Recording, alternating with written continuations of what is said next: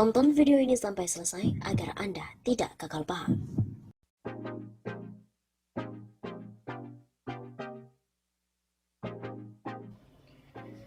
Ada benarnya ketika Soeharto melihat kenyataan bahwa RRC secara terang benderang membantu PKI menjelang G30S PKI tahun 1965, yaitu dengan memutuskan hubungan diplomatik.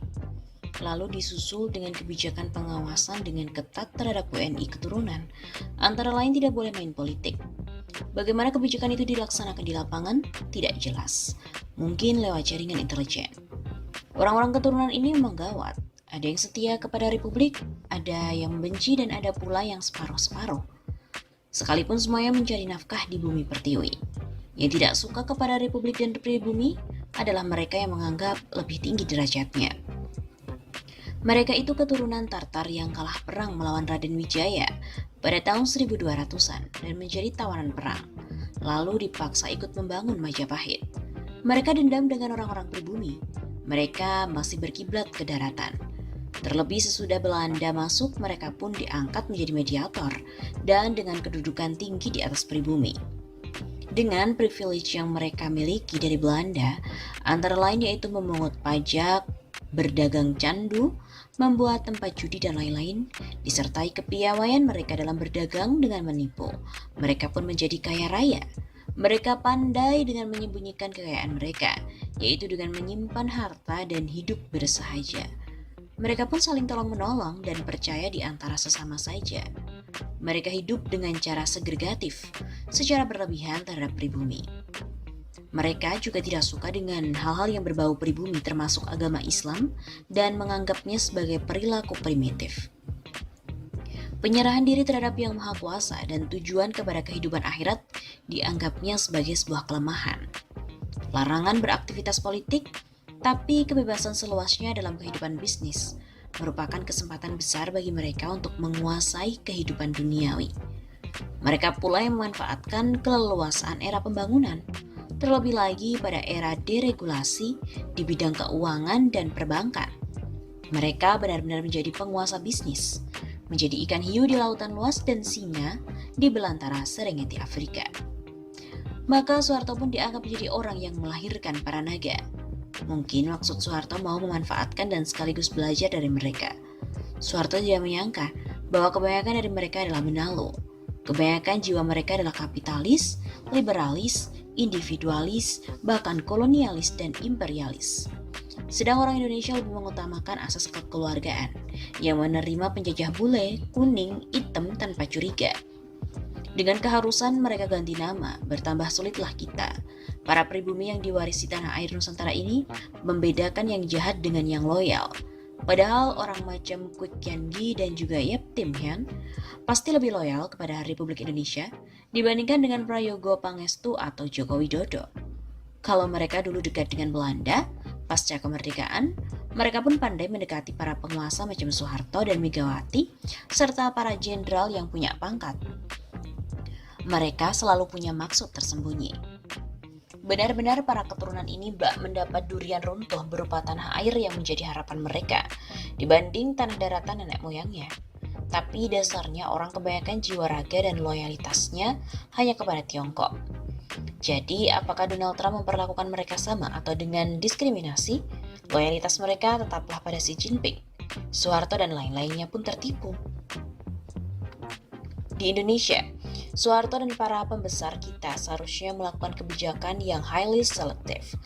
Ini adalah bagian dari national security yang sama sekali diabaikan di Indonesia selama 75 tahun merdeka. Padahal negara-negara di Eropa dan Amerika menerapkannya dengan amat sangat baik, yaitu selama ini dengan memperlakukan white supremacy dan Christian supremacy. Tapi kiranya sudah agak terlambat bagi kita. Kebanyakan dari para anak turunan dari Tartar ini sudah bersimah rajalela, menjadi amat sangat liar dan juga berbahaya. Republik ini sepertinya sudah terjajah, mirip bangsa Palestina yang dijajah Israel yang sekarang menjadi negara Yahudi. Penjajah Inggris pula lah yang membawa mereka tempat berteduh dari panas dan hujan.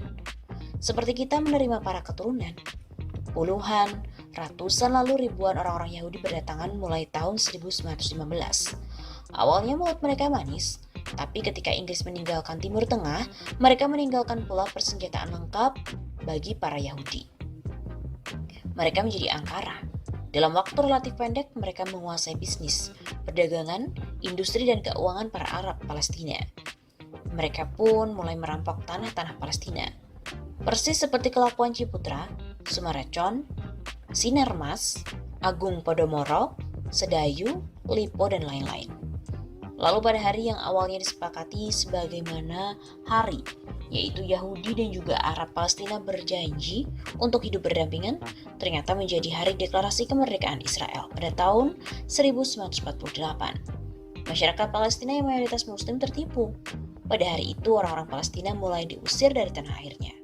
Ada 600.000 yang dipaksa hijrah ke Suriah, Jordan, dan Lebanon, dan juga mereka dilarang pulang kembali.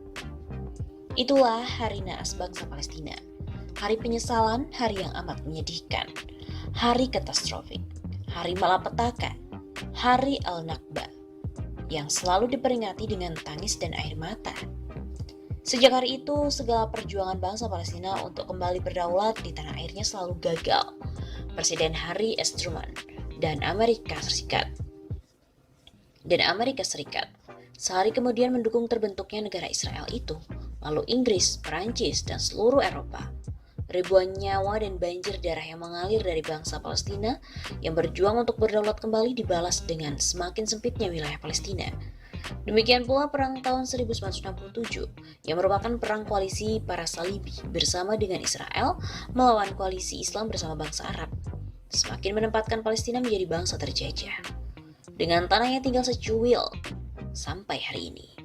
Akankah Republik Indonesia dilindas dalam 3 hari, seperti yang dibilang oleh Gatot Nurmantio?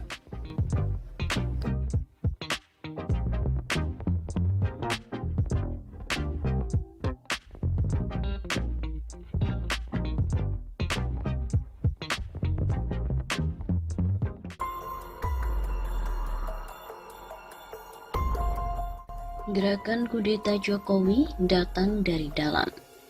Dua isu menarik mengemuka usai Direktur Eksekutif Lembaga Pemilih Indonesia, Boni Hargens, menyebut ada pihak dari dalam yang ingin mengkudeta Presiden Joko Widodo dengan memanfaatkan situasi pandemi corona. Setelah Boni Hargens, aktivis Haris Rusli Moti bicara soal kemungkinan kudeta terhadap pemerintahan yang sah. Menurut Haris, kudeta tidak mungkin dilakukan oleh oposisi, melainkan datang dari faksi di tubuh pemerintah itu sendiri. Analis politik dan kebijakan publik Universitas Islam Syekh Yusuf Unis Tangerang, Adib Miftahul berpendapat sama dengan Haris, bahwa kudeta itu justru akan datang dari dalam lingkaran kekuasaan.